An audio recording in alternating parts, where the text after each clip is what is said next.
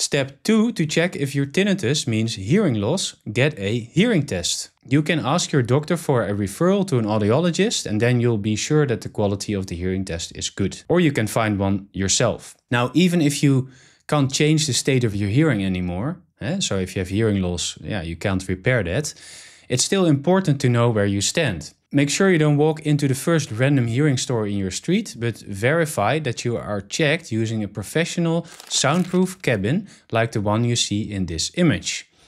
Otherwise, the test doesn't say much because it's not accurate, and an inaccurate test leads to the wrong conclusions and the wrong next steps.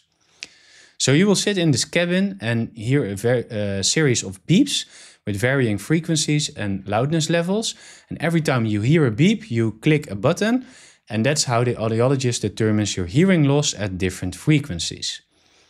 The result of this test is what we call an audiogram. And if you have any questions or run into problems following my recommendations, then let me know in the comments below this video. I respond to all your comments.